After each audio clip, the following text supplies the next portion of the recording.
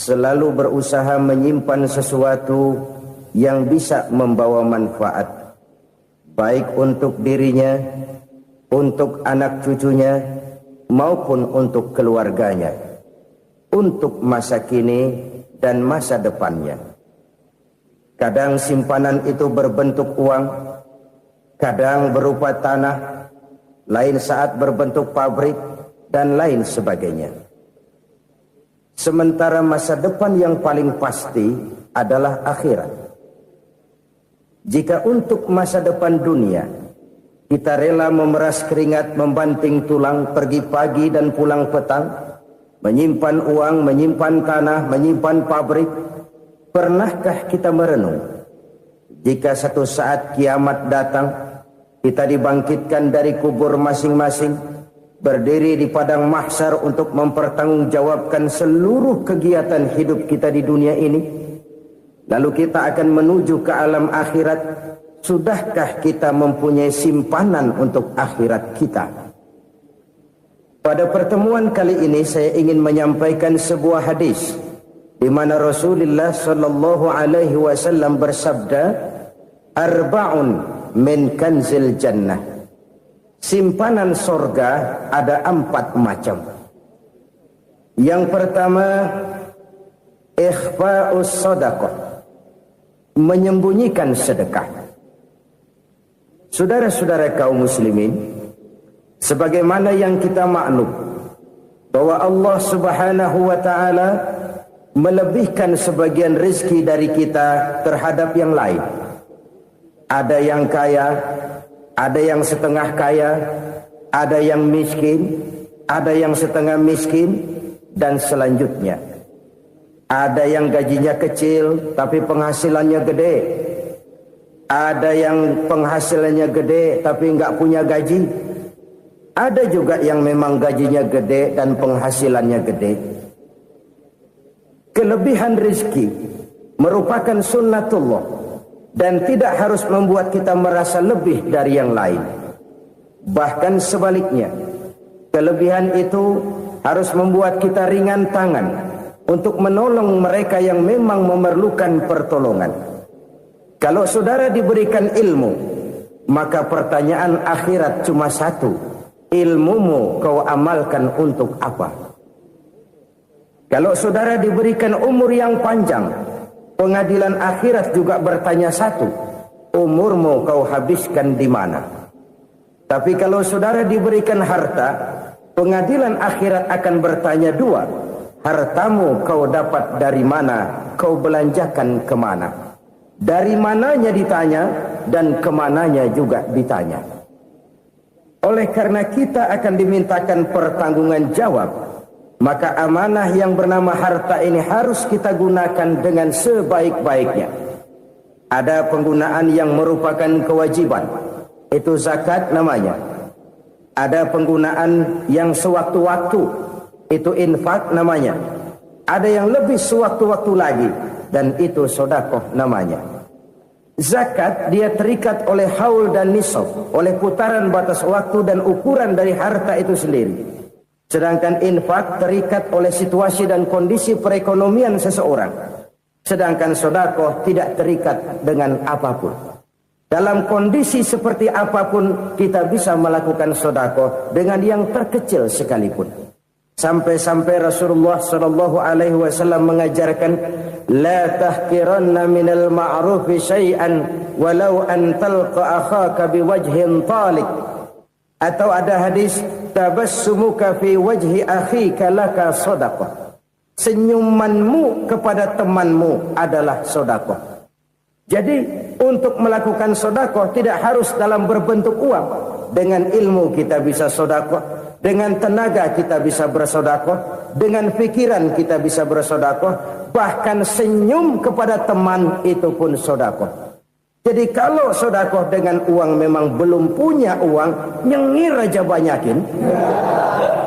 Itu asal pada tempatnya, jangan lalu ketemu tiang listrik cengengesan.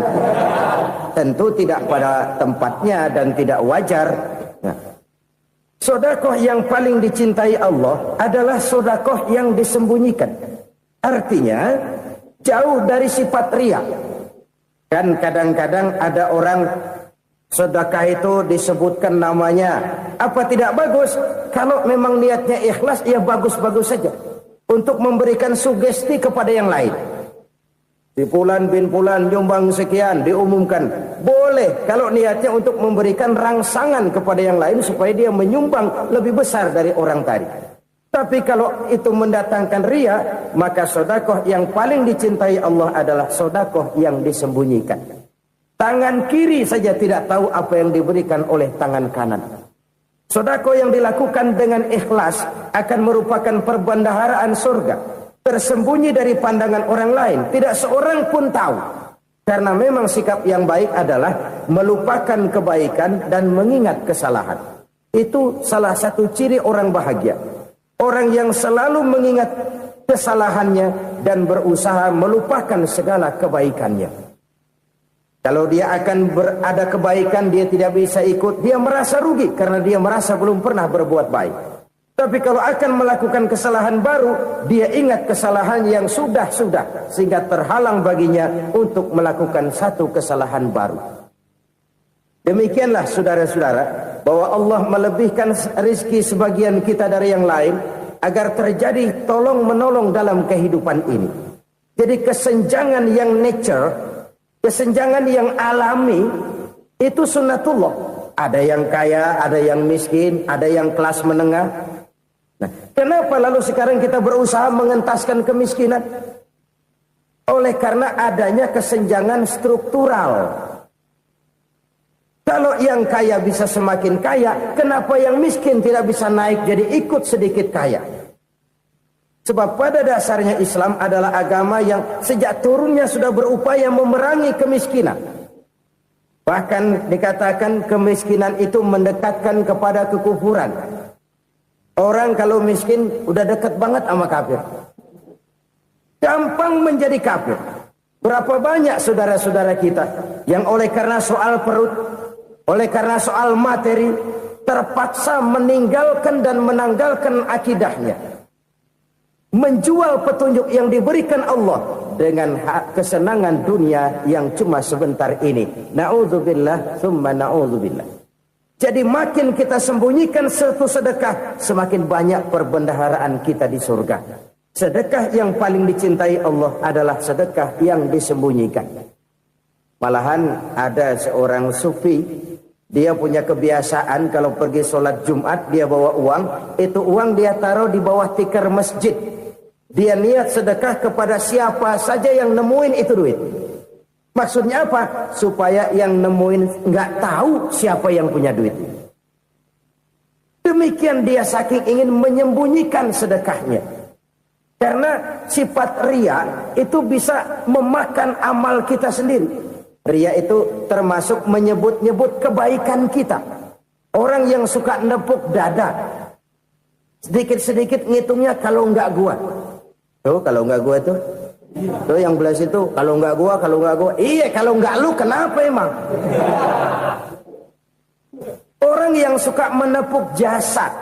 Tuh biasanya memang begitu saudara-saudara. Kalau perang lagi berkecamuk, orang nggak sempat ngaku jadi pahlawan. Tapi begitu perang selesai, yang kagak kenal bedil ngaku pahlawan, mas. Itu sesuatu yang biasa. Oleh karenanya, orang-orang yang ikhlas dalam bersedekah, disembunyikannya sedekah itu, Allah cinta betul. Malahan ada hadis memberikan jaminan, inna sadaqatal mar'il muslimi tazidu fil umri wa tadfa'u mitatas su'i. Sesungguhnya sedekahnya seorang mukmin tazidu fil umri, bisa menambah umur panjang. Wa tadfa'u mitatas su'i, dan menyelamatkan manusia dari mati secara su'ul khatimah. Jadi siapa yang kepengen panjang umur, banyaklah sedekah. Yang bosan hidup, pelit terus. Sedekah menambah panjang umur dan menyelamatkan manusia dari mati secara su'ul khatimah. Pak, katanya umur itu nggak bisa ditambah, nggak bisa dikurangin.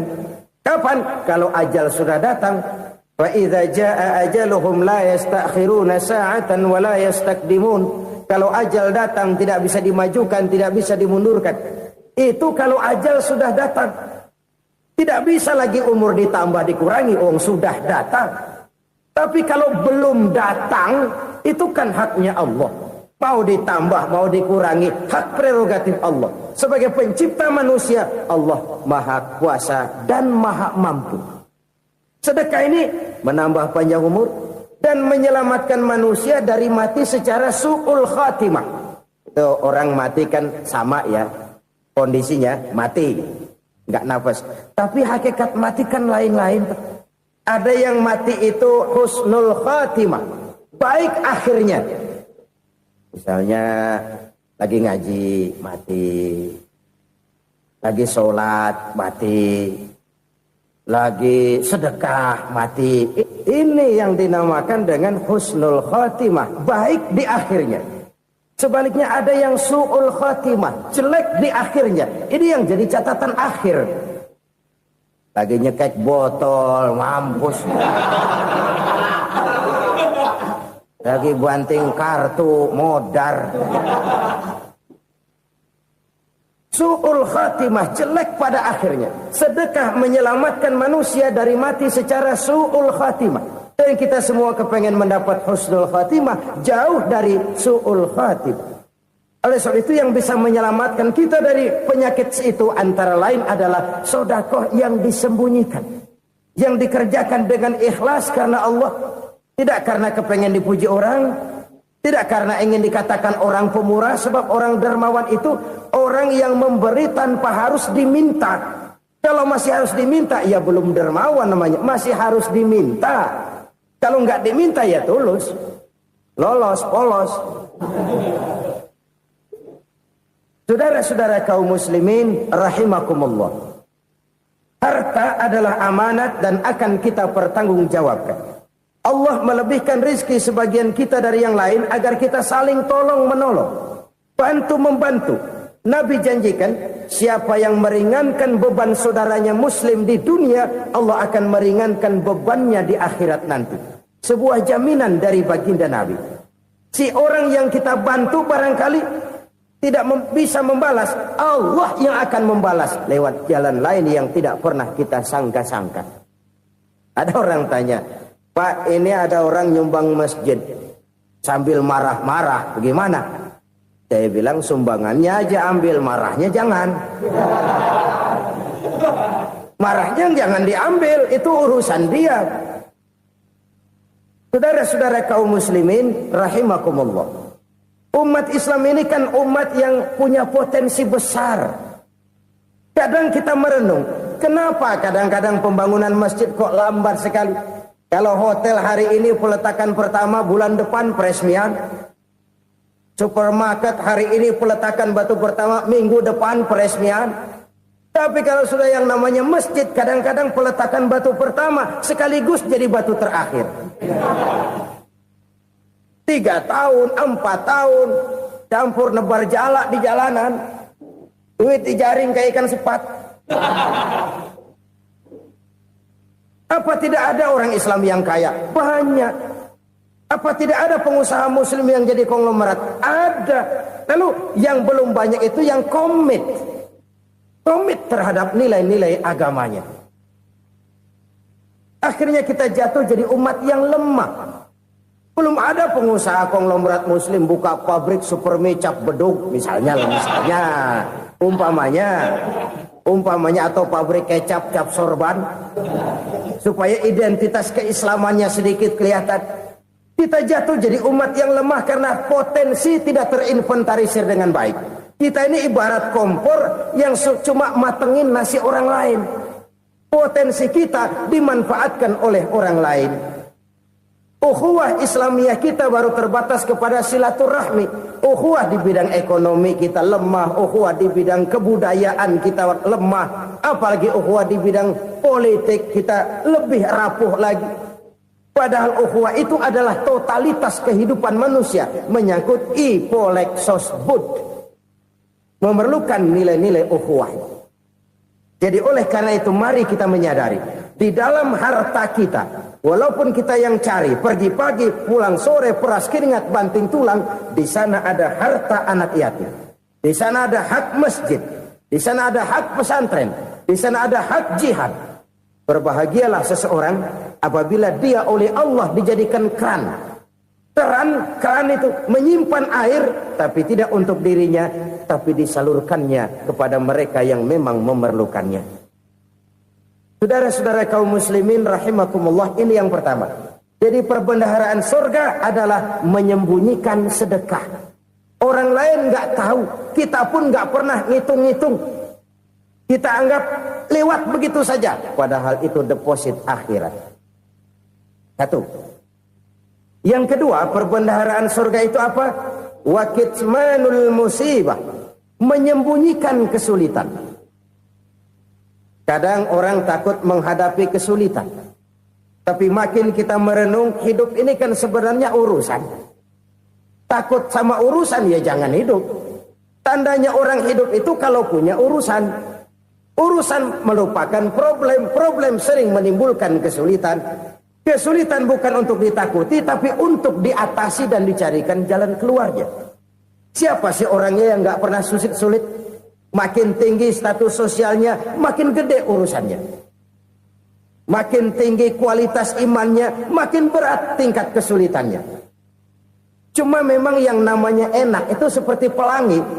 Biang lala itu nggak pernah di atas kepala kita, di atas kepala orang melulu. Lu sih enak lu, kata kita. Dia juga bilang yang enak kan lu. Pelangi itu nggak pernah di atas kepala kita. Kata tukang beca, aduh enak ya naik Mercy. Kata tukang beca, apa yang di dalam mobil Mercy? Aduh enak bener tukang beca, di jok ngeringkuk ngorok pulas bener.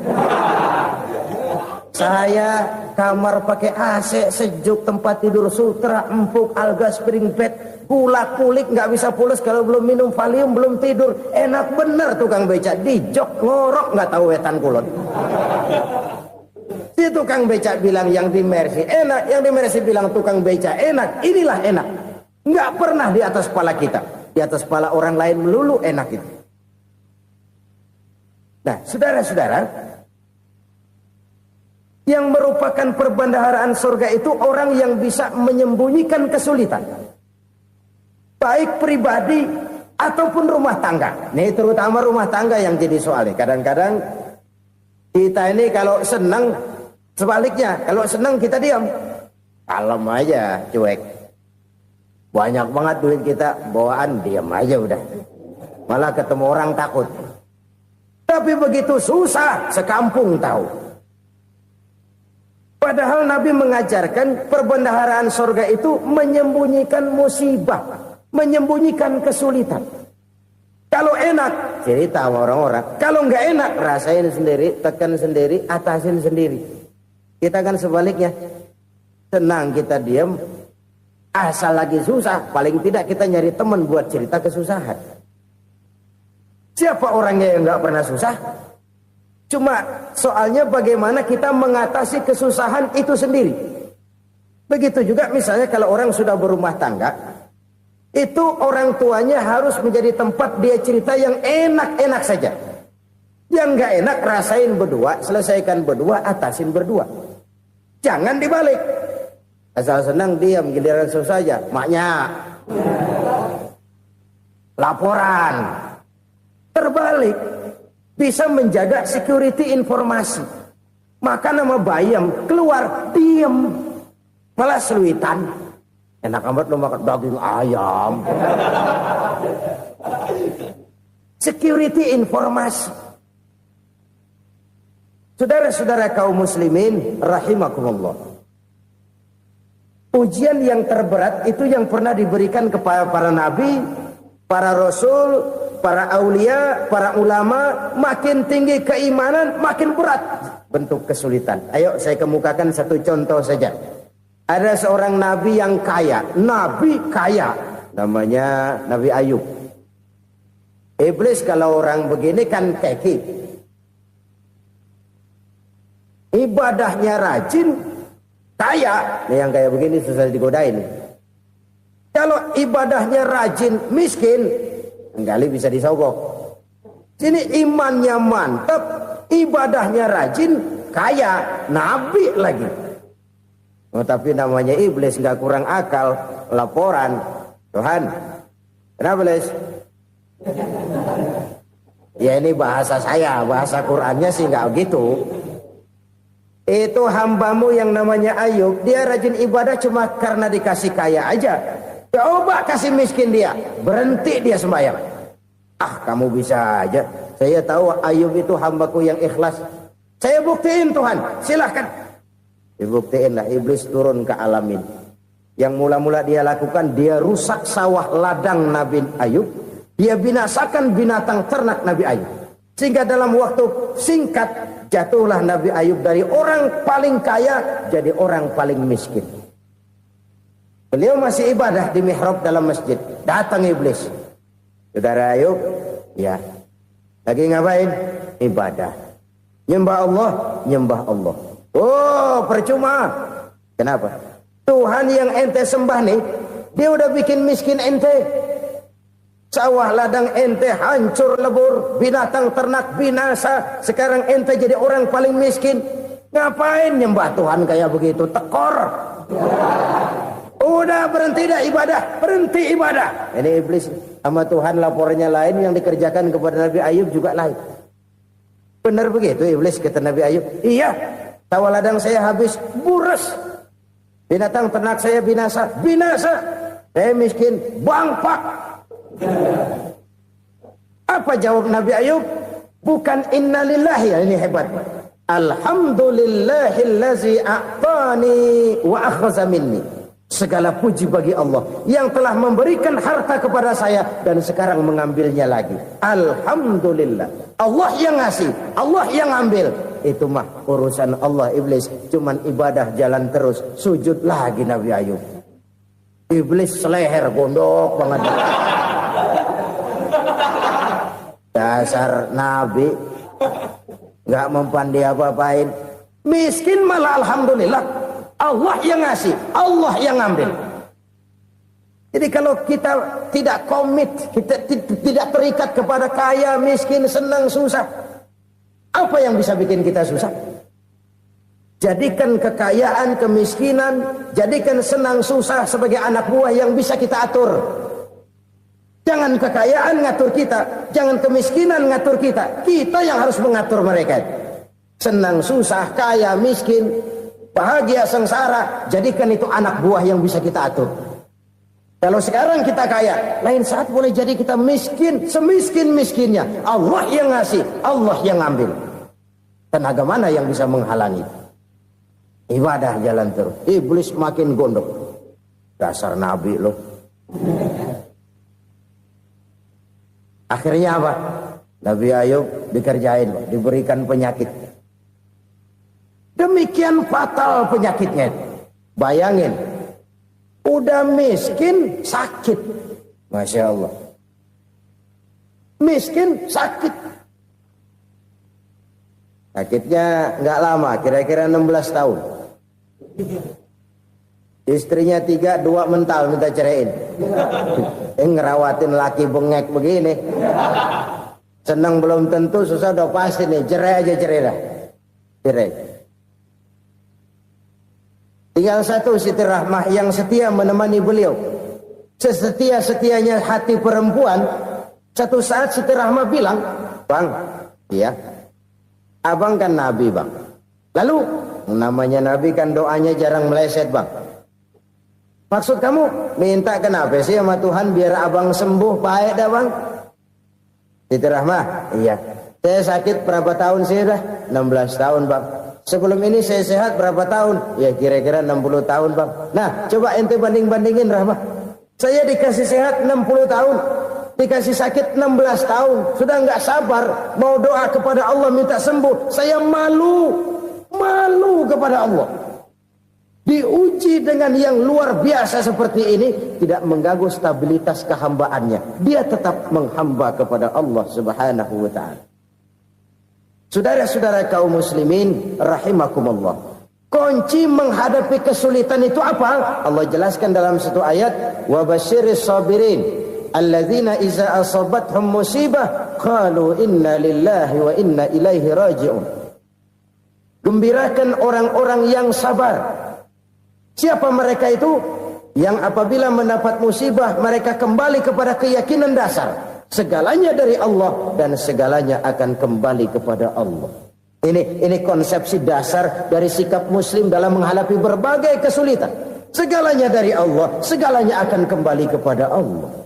Kalau ini sudah kondisi dasarnya, maka kita akan lapang menghadapi kenyataan bagaimanapun pahitnya.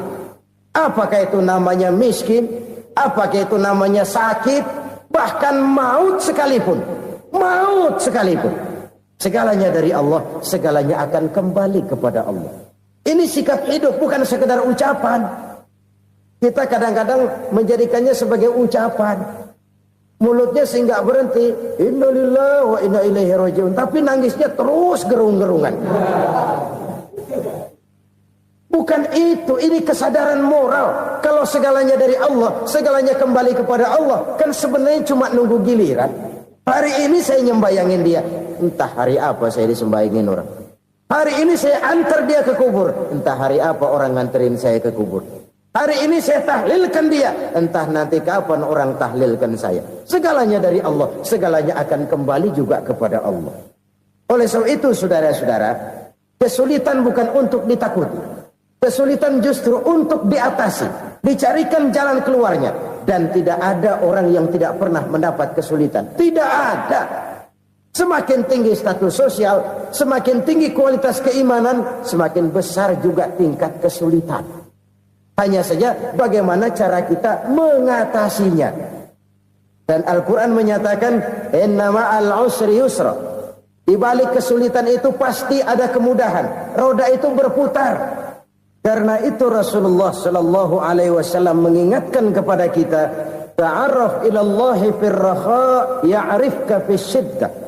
Ingatlah kepada Allah di waktu kamu senang, supaya Allah ingat kepada kamu di waktu kamu susah.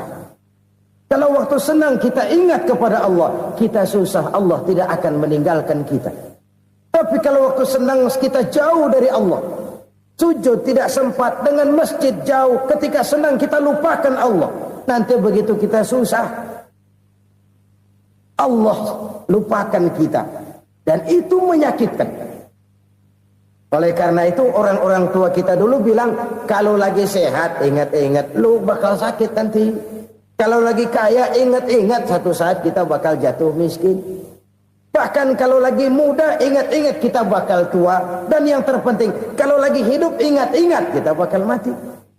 Saudara-saudara kaum muslimin rahimakumullah. Jadi yang kedua yang merupakan perbendaharaan surga, menyembunyikan musibah. Saudara-saudara kaum muslimin rahimakumullah. Hal ketiga yang merupakan perbendaharaan surga adalah wasilatur rahmi. Orang yang suka bersilaturahmi. Sebagaimana yang kita maklum bahwa manusia adalah makhluk yang disebut zon politika. Makhluk sosial yang tidak mungkin hidup sendiri-sendiri. Betapa dan siapapun kita memerlukan orang lain. Bodoh betul manusia kalau tinggal di tengah masyarakat tapi tidak mau bermasyarakat. Merasa hebat sendiri, pinter sendiri, gagah sendiri, kaya sendiri. Mungkin kalau mati juga ngubur sendiri. Jangankan kita di sini. Di sorga saja Nabi Adam waktu sendirian bengong melulu, ngondar mandir. Allah tegur dam sepi dam. Jadi ini kalau bahasa saya, iya Tuhan sepi ini nggak ada coret-corekan pisan ini. Diciptakan Siti Hawa baru anteng Nabi Adam. Itu di sorga. Cobalah. Umpamanya saudara tinggal di Jakarta nih. Kayak bener. Apaan aja di Jakarta punya saudara dah. Jembatan Semanggi ambil. Monas, Buntel bawa pulang. Hotel-hotel ambil semua. Cuman tinggal di Jakarta sendirian. Apa enaknya? Betapa dan siapapun kita perlu orang lain. Tidak ada seorang pun yang bisa memenuhi kebutuhan hidupnya secara sendiri-sendiri. Nah, Islam telah menyelamatkan manusia dari ras diskriminasi. Mengikat manusia dengan persaudaraan yang berlandaskan kepada akidah. Karena itu dianjurkan bersilaturahmi.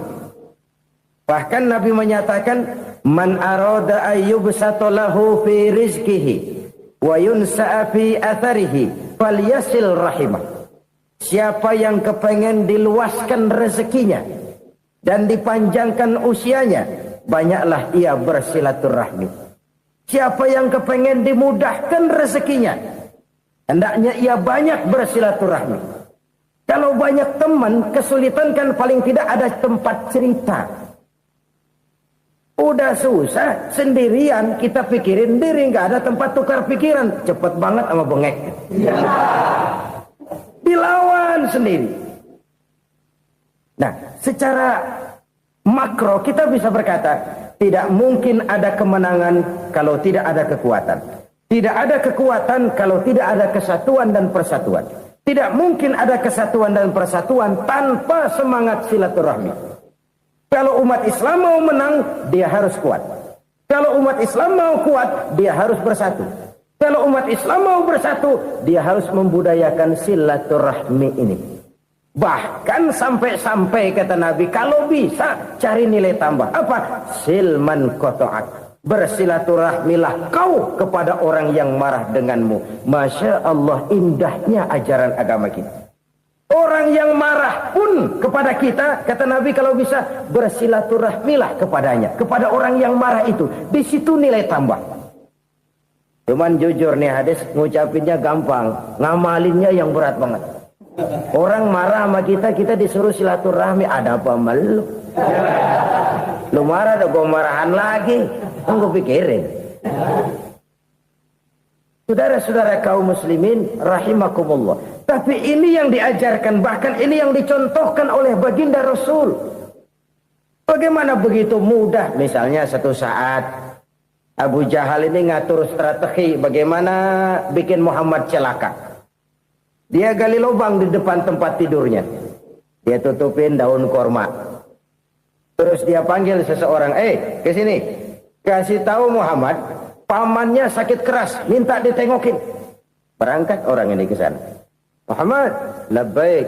Pamanmu sakit keras, dia minta ditengokin. Baik, saya akan datang menjenguk beliau. Berangkatlah Nabi ke rumah Abu Jahal tanpa prasangka apapun. Abu Jahal udah pasang setil, selimut 3 rangkap setengah dipakai. Persis kayak orang meriang. Tapi sembari ngintip dari balik selimut. Begitu Muhammad buka pintu, nah, masuk perangkap nih. Muhammad jalan menuju tempat pembaringan. Makin lama makin dekat, makin lama makin dekat. Makin dekat ke lubang yang dipasang oleh Abu Jahal itu. Dalam hati Abu Jahal, terus dah jatuh, mampus dah lo ini. Mampus lo hari ini nih. Apa yang terjadi? Malaikat Jibril datang. Muhammad, pamanmu cuma pura-pura sakit. Di depan tempat tidurnya ada lubang perangkap supaya kamu jatuh ke situ. Sudah, kamu pulang. Balik kanan Nabi. Sudah hampir jatuh ke lubang, balik kanan, pulang. Bayangin kecewanya Abu Jahal. Muhammad dikit lagi, Muhammad dikit lagi. Enggak, paman, saya pulang aja. Emosi bangun dari tempat tidur, enggak sadar kalau lagi pura-pura sakit. Lompat ngejar Nabi, dia lupa dengan lubang yang dia gali. Serak, nyemplung sendiri ke dalam lubang.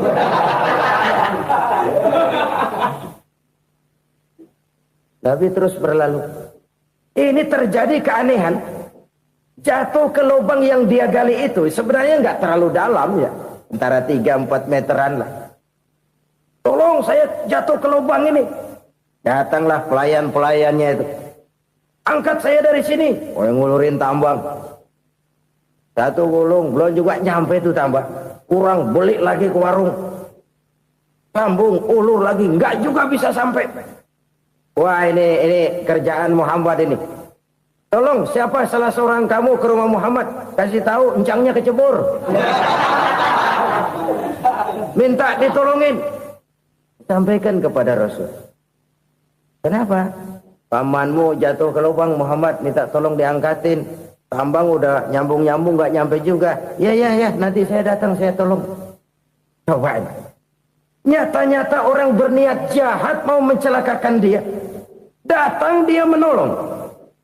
Ini yang disebut air tuba dibalas air susu ya ini. Bukan sebaliknya. Air tuba dibalas air susu. Paman, kecebur ya? Iya Muhammad, tolong ini. Pegang tangan saya. Nabi ulurkan tangannya. Nyampe. Dipegang oleh Abu Jahal. Diangkat ke atas. Sampai atas. Apa kata Abu Jahal? Sihirmu memang hebat Muhammad. Udah ditolongin dikata sihir. Yang enak kita kemplang kan itu orang begitu. Urusan apa? Tapi inilah akhlak. Kalau bisa kamu bersilaturahmilah dengan orang yang marah kepadamu sekalipun. Orang marah kita tetap baik. So, kalau kita berbuat baik sama orang yang memang baik, rasanya sih biasa-biasa aja. Orang baik kita baik lagi, ya draw aja, belum ada nilai tambah di situ. Baru ada nilai tambah kalau kita bisa berbuat baik kepada orang yang nyakitin kita. Itu namanya kita setingkat di atas dia. Dia sakitin kita, kita berbuat baik sama dia. Dia pelit sama kita, kita baik sama dia. Dia marahin kita, kita deketin dia. Di situ kita punya nilai tambah. Jadi siapa yang ingin diluaskan rezekinya kata Nabi dan dipanjangkan umurnya, hendaklah ia banyak-banyak bersilaturahmi. Sederhana sebenarnya silaturahmi. Tapi silaturahmi membangkitkan semangat kesatuan dan persatuan. Kesatuan dan persatuan melahirkan kekuatan. Dalam matematika, 1 ditambah 1 pasti 2. Tapi di tengah masyarakat, 1 orang takut ditambah 1 orang takut, hasilnya jadi 2 orang setengah berani. Kenapa setengah berani? Karena udah berdua. Tadi pan takut sendirian. Kalau dia kumpul turu-turu takutlah jadi berani. Kita yang lemah, kita yang tidak berdaya, kita yang miskin, kalau mau kompak bersatu, apa yang nggak bisa kita kerjain? Apalagi tinggal di kota besar, pilihan cuma 2, bertahan atau minggir. Bertahan atau minggir. Untuk bisa bertahan harus mampu bersaing. Untuk mampu bersaing harus punya keahlian. Keahlian harus ditunjang dengan pendidikan. Ditambah oleh kekompakan sebagai umat. Udah miskin mencar mulu, orang injek kita. Orang nggak pandang urusan apa malu. Oleh karena itu silaturahmi pada hakikatnya merupakan ruh dari ukhuwah yang diajarkan oleh agama kita. Bagaimana Islam menyelamatkan masyarakat manusia dari ras diskriminasi, mengikat manusia, dan tidak ada persaudaraan yang lebih indah selain persaudaraan yang diikat dengan nilai-nilai akidah. Sepanjang orang di jalan Allah, itulah saudara kita. Keluar dia dari jalan Allah, selesailah persaudaraan sampai di situ. Karena itu, kalau ingin menyimpan sesuatu di surga, banyaklah bersilaturahmi. Datang ke rumah ini, datang ke rumah itu, dan lain sebagainya. Itu simpanan kita di akhirat nanti. Ini yang ketiga. Saudara-saudara, yang keempat, perbendaharaan surga itu apa?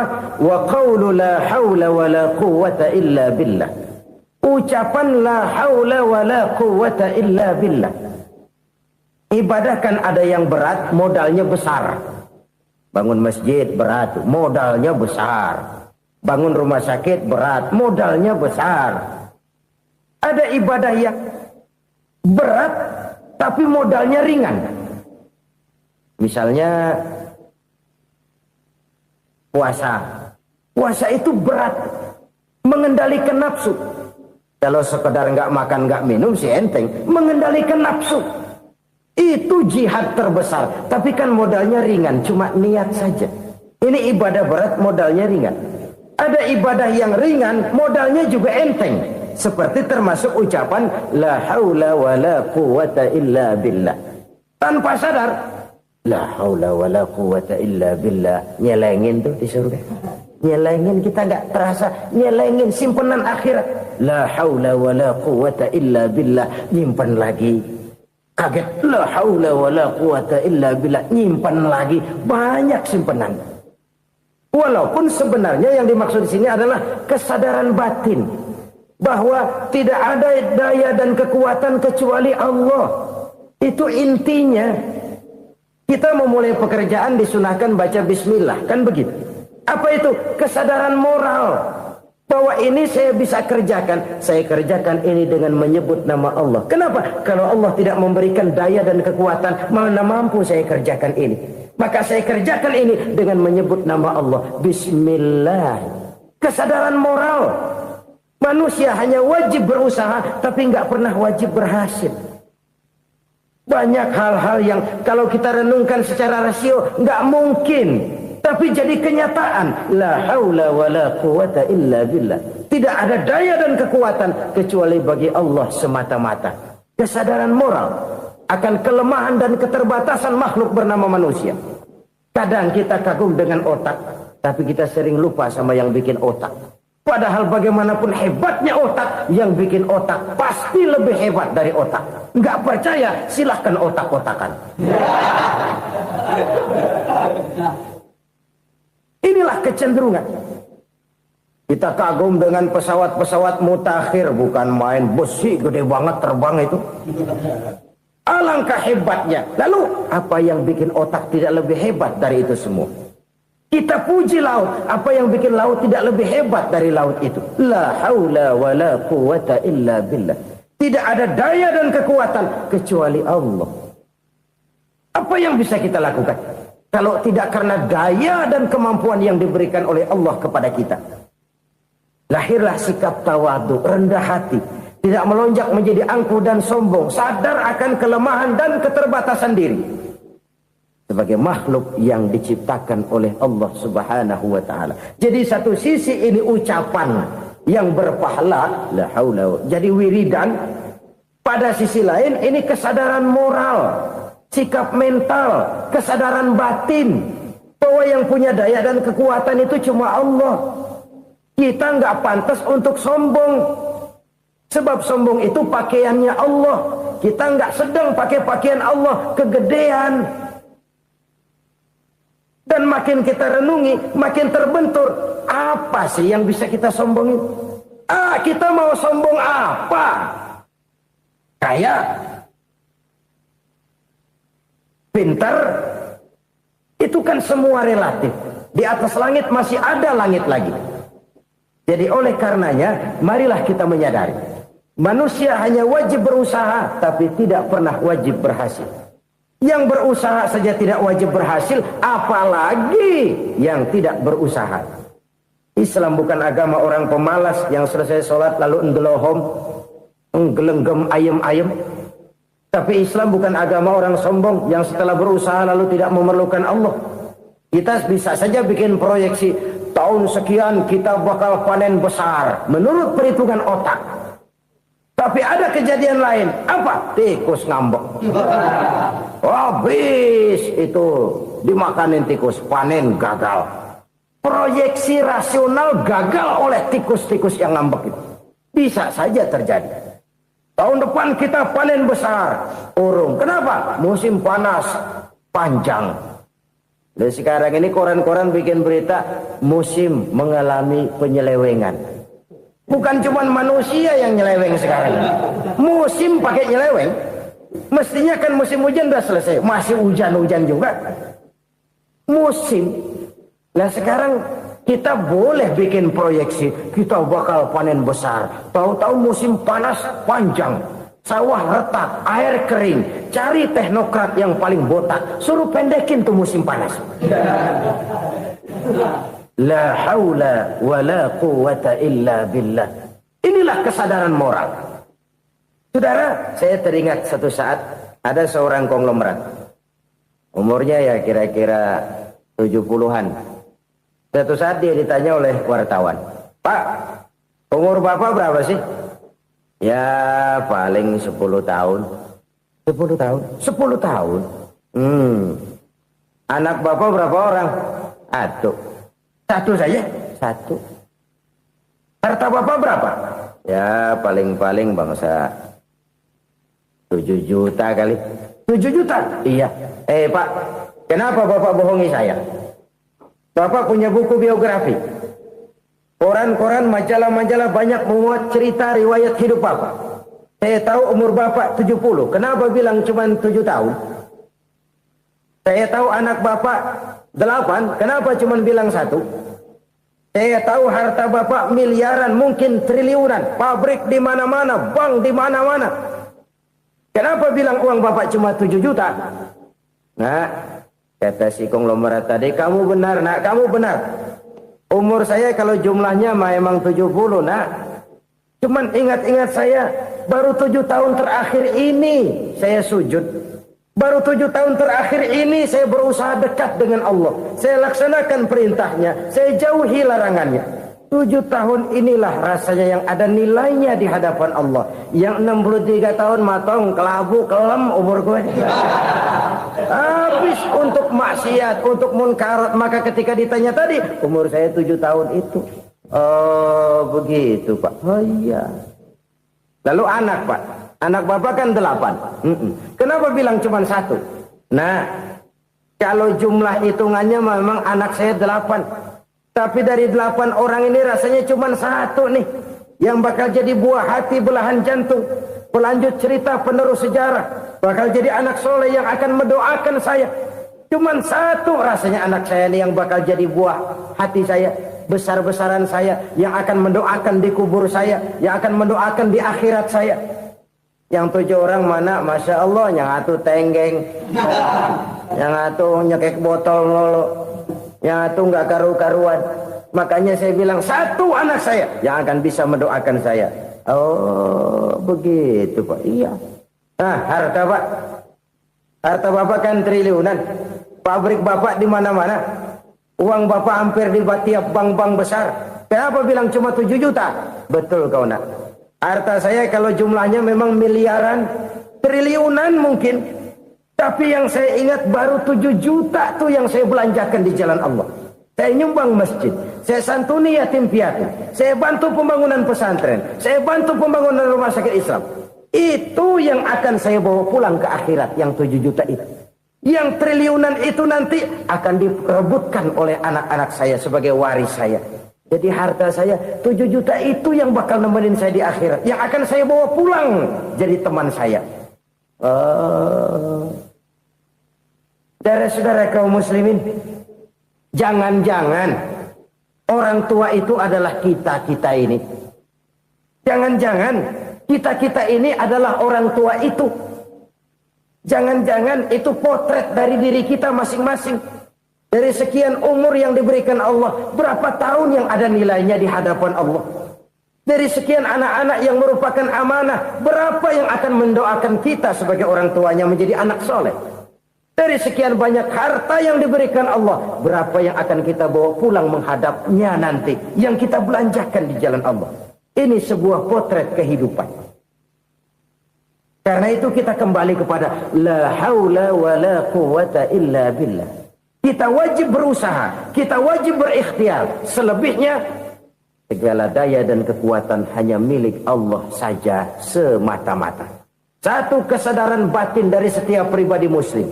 Setelah ia berusaha dan berikhtiar, ia menyerahkannya kepada Allah Subhanahu wa ta'ala. Jadi, satu sisi ini merupakan wiridan ucapan yang mengandung pahala. Pada sisi lain, ini merupakan sikap batin dari seorang muslim di dalam ia menghadapi realitas kehidupan ini. Saudara-saudara kaum muslimin, rahimakumullah.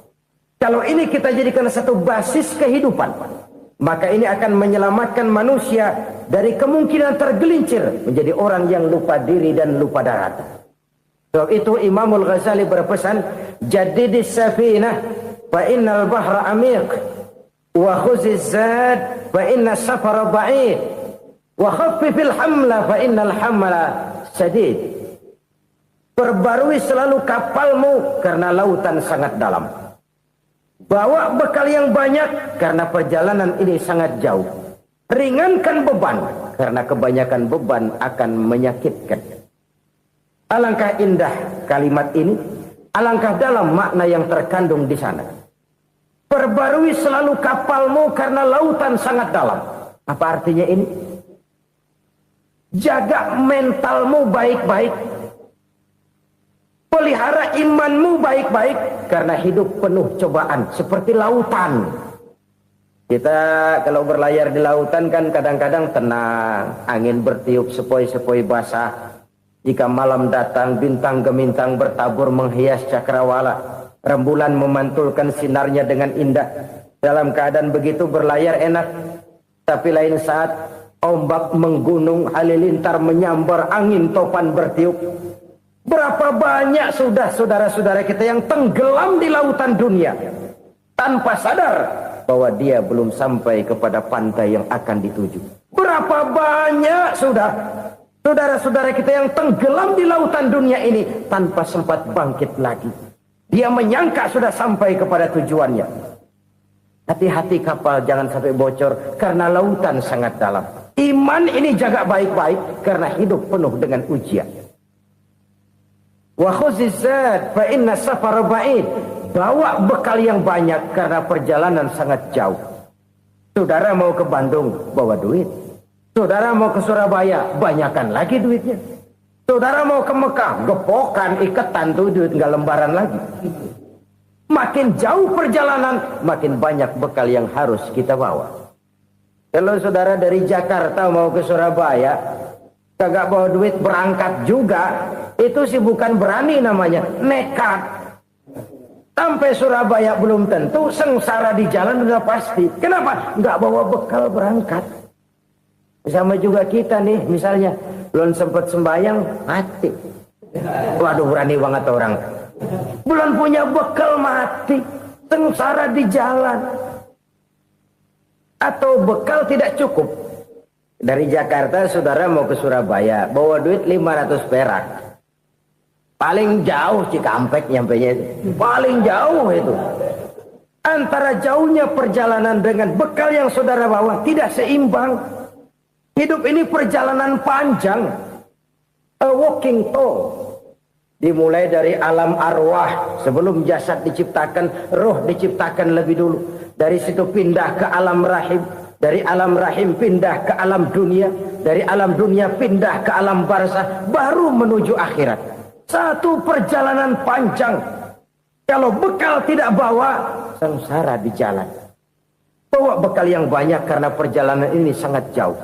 Wa khaffifil hamla, ringankan beban karena beban itu cuma akan menyulitkan. Kalau bekal itu sih keperluan, tapi beban nggak kita perluin, cuma ngeberat-beratin. Apa ini beban? Dosa. Kecurangan, kebatilan, kezoliman, ketidakadilan, kesewenang-wenangan. Itu akan jadi beban kita di akhirat. Alangkah celakanya, perjalanan panjang, bekal tidak bawa, beban kelewat banyak. Alamat sengsara di jalan. Pahala tidak ada, dosa berlipat ganda. Na'udzubillah, summa na'udzubillah. Kalau kita rangkum nasihat Al-Ghazali dengan kisah si konglomerat tadi, kita akan mengambil kesimpulan. Pertama, bekal terbaik dalam menghadapi gejolak kehidupan ini tidak lain adalah iman. Yang kedua, pahala dan dosa. Dua hal kontroversial. Pahala adalah bekal, dosa adalah beban. Tapi kita sekarang kan tidak begitu terangsang kepada yang abstrak. Orang berlomba mencari yang konkret-konkret saja. Yang real. Kalau memang dosa, benjol dong. Kira-kira begitu. Kira-kira begitu. Persis orang Yahudi dulu. Orang Yahudi itu kan pernah minta kepada Nabi Musa. Ya Musa lan nu'mina laka hatta narallaha jahrah. Musa, kami nggak bakal mau beriman kepada Allah kalau belum kami lihat Allah ada nongkrong di depan kami. Kalau memang Tuhan ada, taruh dong di depan kami. Mau yang konkret-konkret saja. Kalau memang dosa, benjol dong. Kalau memang pahala, berasa dong. Orang terangsang kepada yang real, yang konkret-konkret saja. Karena itu, untuk mengejar dosa, orang mau bayar. Tapi untuk mengejar pahala, walaupun tidak bayar, orang segan. Ini yang dikatakan oleh Nabi, kamu mengharapkan ke surga, tapi kamu berat melaksanakan sesuatu yang bisa membawa kamu ke surga. Kamu ingin jauh dari neraka, tapi tiap saat kamu lakukan perbuatan-perbuatan yang justru menjerumuskan kamu ke neraka. Idda'aitum an-najata minan nar wa ramaitum fiha anfusakum. Kamu ingin selamat dari neraka, tapi kamu lemparkan diri kamu ke neraka. Kamu ingin masuk surga, tapi berat sekali kamu melakukan perbuatan-perbuatan yang bisa menyampaikan kamu di surga. Saudara-saudara kaum muslimin rahimakumullah. Jadi hal keempat yang merupakan perbendaharaan surga adalah la haula wa la quwwata illa billah. Satu sisi ini merupakan ucapan yang memperberat timbangan akhirat. Pada sisi lain ini merupakan sikap hidup seorang muslim. Kesadaran batin yang sangat dalam bahwa tidak ada daya dan kekuatan kecuali Allah. Dan itu kita simbolkan pada saat memulai pekerjaan dengan Bismillah, dengan menyebut nama Allah. Satu kesadaran moral, saya hanya bisa melakukan ini karena diberikan daya dan kekuatan oleh Allah.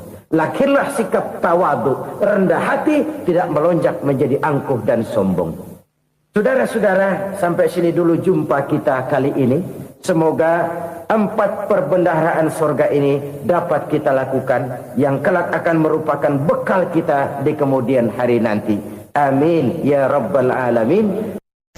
Bapak-bapak, ibu-ibu, saudara-saudara kaum muslimin rahimakumullah.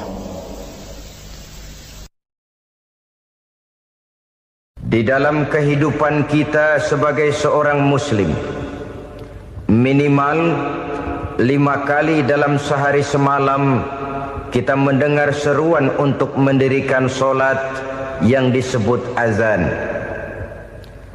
Ada kalimat menarik di dalam kalimat azan itu, yakni seruan hayya 'alal falah, marilah menuju kepada keberuntungan, marilah meraih kemenangan. Seruan ini adalah kecenderungan dari setiap manusia, apapun warna kulitnya. Artinya, setiap orang dalam hidup selalu ingin meraih dan mencari kemenangan. Kemenangan akan melahirkan kepuasan batin, dan kepuasan batin memberikan kebahagiaan. Akidah dan keimanan. Sedangkan kekalahan melahirkan penderitaan batin, dan penderitaan batin menjerumuskan seseorang di dalam berbagai bentuk kerugian. Merusak segala. Jikalau inilah seruan azan, maka masalahnya ialah apa yang menyebabkan kita meraih kemenangan. Yang merusak. Al-Quranul Karim memberikan tuntunan dan ajaran kepada kita menyekutukan bahwa orang-orang yang memperoleh kemenangan itu tidak lain adalah orang-orang yang bertakwa. Dimulai dari keyakinan. Hanyalah mereka yang bertakwa kepada Allah Subhanahu wa Ta'ala pada akhirnya akan tampil sebagai pemenang. Lalu siapa orang yang bertakwa yang itu? dimiliki oleh Dijelaskan seseorang. dalam awal-awal Al-Baqarah. Dan untuk menghancurkan nilai-nilai iman yang kita miliki kemenangan, ini, pertama, orang rasanya tidak akan menghantam kita dengan peluru kendali, yaitu orang tidak akan yang beriman nuklir kepada kesini. yang gaib. Orang tidak juga akan mengirimkan satuan militernya ke sini untuk menghancurkan nilai-nilai yang iman, tidak bisa dijangkau oleh salah satu daripada panca indera kita, dan mendangkalkan akidah. Mereka percaya dan beriman kepada adanya malaikat, baik ia bernama kepada adanya iblis baik dan ia jin, bernama banjirnya beriman maksiat kepada dan adanya munkar, alam kubur, baik ia bernama beriman banjirnya kepada adanya peradaban alam dan kebudayaan yang menghancurkan beriman moral kepada daripada adanya alam anak-anak kita, akhirat, beriman kepada adanya surga dan neraka, dan melunturkan beriman nilai-nilai bukan cuma keimanan sekedar kita beriman dalam untuk ucapan kemudian bibir pada saja, waktunya tetapi beriman yang nilai iman itu mampu mewarnai gerak dan gaya kepada hidupnya. Allah Subhanahu wa Ta'ala. Iman yang meresap sampai ke tulang sumsum, kemudian atau memberikan pada sisi dampak lain positif di dalam menjadikan yang kehidupan selain Allah manusia. sebagai tujuan akhir daripada kehidupan kita. Kita tahu Sedangkan adalah kita sama-sama sesuatu maklum yang selain bahwa Allah, di dalam dan pandangan Allah agama Islam bukanlah alam. dosa yang tidak berampun, Apapun namanya dosa selain yang daripada terbesar Allah, itu adalah termasuk alam. dalam kategori bapak Alam moyangnya pada dosa, hakikatnya terbagi menjadi tidak dua. lain adalah Ada syirik, alam yakni syahadah, menyekutukan alam nyata, Allah alam Subhanahu konkret, wa alam Ta'ala. yang bisa dijangkau dijangkau oleh salah satu indera kita. Iman ini memang Kemudian ada alam gaib, ditawarkan kita alam yang tidak bisa dijangkau oleh panca indera kita, alam metafisika, alam abstrak, menempati urutan alam sebagai yang wajib ranking kita pertama, imani keberadaannya. pada urutan kedua. Kita percaya bahwa Lalu malaikat menyusul itu kepada ada. paham sekularisme, Kita percaya Allah kepada dipisahkan dari jin, seluruh kegiatan bahwa jin hidup itu ini. ada. Untuk Kita pada percaya gilirannya kepada adanya menjadikan yang iblis selain dan setan, Allah sebagai tujuan bukan akhir percaya kepada daripada iblis seluruh dan kegiatan setannya, hidup kita. percaya bahwa Oleh iblis dan karenanya, setan itu ada. kewajiban menjaga Itu termasuk nilai-nilai iman salah ini satu merupakan daripada sifat kewajiban orang yang mulia, bertakwa kepada tetapi Allah. berat. Tidak hanya Saudara-saudara untuk kaum kita, muslimin, tetapi juga bagaimana rahimakumullah, mewariskannya kepada anak-anak kecenderungan kita, pembangunan yang generasi yang lebih akan datang. bersifat materialistis Orang-orang tua biasanya bijaksana menggeser yang diceritakan di dalam kehidupan Al-Quran. Orang Kalau sudah berpikir empirik tentang dan anak-anaknya, dalam pola pikir yang pertanyaan demikian, yang paling mereka maka alam risaukan gaib ialah, tidak lagi mendapat "Ma perhatian. ta'buduna min Aspek ba'di?" kehidupan yang bersifat Anakku, rohaniah kalau pada malah suatu mulai saat aku, ditinggalkan. ayahmu sudah tidak ada lagi di Akibatnya dunia ini, terjadilah meninggalkan kepincangan kamu di semua. dalam kehidupan "Ma kita. ta'buduna min ba'di?" Pernah ada satu apa yang akan pengalaman kamu pribadi sembah, nak? dalam Jikalau sekarang perjalanan ayahmu kembali ke masih tanah mau air, ke masjid, masih dalam mau pesawat melakukan di sebelah rukuk kanan dan saya sujud, masih duduklah beribadah seorang menyembah Jerman Allah Subhanahu namanya wa taala. Heiner Kalau Simonsen. orang tuamu sudah tidak Iseng ada, saya ajak "Ma kenalan, saya ajak ta'buduna min ngobrol, ba'di?" saya tanya dia. Masihkah engkau mau Saya datang ke bilang, masjid? "Mas, Masihkah engkau mau rukuk dan Mas sujud? Heiner ini. Masihkah engkau mau menyembah Allah Subhanahu wa Kalau taala?" pesawat yang kita Pertanyaan tumpangi ini jatuh ke dipikirkan bawah, oleh Nabi kira-kira apa yang Yakub bakal kepada terjadi, Mas? putra-putranya. Dia bilang, Pertanyaan kita ini semua yang akan diteruskan mati. oleh Nabi Ibrahim Begitu? kepada Ya. anak-anaknya. Oke. Pertanyaan Apa itu mati? ini yang Tanya diwariskan saya. oleh generasi Dia ulama bilang untuk salafus tahu saleh apa itu kepada mati, para kita generasi harus tahu berikutnya. lebih dahulu apa itu hidup. Bagaimana kita generasi Saya pikir sekarang, nih bule bisa kita, ngomong juga. orang-orang tua sekarang bukan berpikir Baiklah, kata saya, apa hidup menurut malah Anda yang itu? kita pikirkan, Hidup itu dia bilang, kalau seluruh Bapak tidak ada anggota nanti, badan kamu kita makan bekerja apa, secara nak? normal. Perkara kamu nyembah Paru-paru memompa apa, darah urusan secara nomor normal, 18. jantung berdetak secara normal, Yang penting kamu sel-sel nanti tubuh hidup bekerja bisa secara makan, fit, nak. Maka dan kita sibuk organisme tubuh mewariskan hanya mau harta bekerja kepada secara anak-anak normal, kita. dia bilang. Kita sibuk mewariskan Kalau kebun kita dan memberi tanah makan kepada yang anak-anak cukup, kita. menu yang Kita sibuk teratur, dan mewariskan gizi pabrik yang lengkap. kepada anak-anak kita, sementara kita Saya lupa bilang, mewariskan intan yang kesimpulannya paling apa, mahal, mewariskan mutiara yang Dia paling jawab, berharga, yaitu hidup nilai iman adalah kepada dari Allah tangan ke Subhanahu wa taala.